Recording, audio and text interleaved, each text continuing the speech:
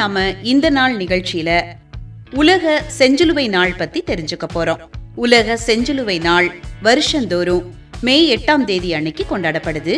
மனிதாபிமான பணிகள்ல ஈடுபட்டுள்ள தன்னார்வலர்களின் சேவையை பாராட்டுற விதமாகவும் போர்கள் மற்றும் இயற்கை பேரிடர்களால் பாதிக்கப்பட்டவர்களுக்கு உதவுவதும் இந்த செஞ்சிலுவை சங்கத்தோட நோக்கமாகும். சர்வதேச செஞ்சிலுவை சங்கத்தோட நிறுவனரும் முதல் அமைதிக்கான நோபல் பரிசு பெற்றவருமான ஜூன் ஹென்றி டியூனன்ட் அவர்களோட பிறந்த நாளை சிறப்பிக்கிற வகையில இந்த நாள் தேர்ந்தெடுக்கப்பட்டிருக்கு. 1828 வருஷம் மே 8ஆம் தேதி சர்வதேச செஞ்சிலுவை சங்கத்தை நிறுவிய ஜூன் ஹென்றி டியூனன்ட் பிறந்திருக்காங்க. முதல் முறையா 1948 வருஷத்துல இந்த நாள் கொண்டாடப்பட்டிருக்கு.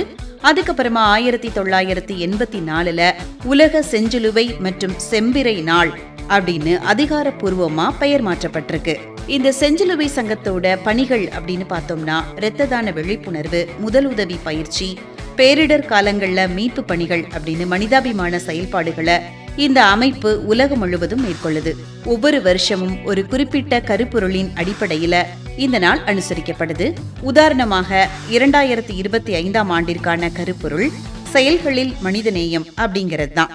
இந்த செஞ்சிலுவை சங்கத்தோட செயல்பாடுகள் இன்னும் மென்மேலும் வளருவதற்கு கதிர் டிவி சார்பா நம்ம வாழ்த்துக்கள் தெரிவிச்சுக்கலாம்.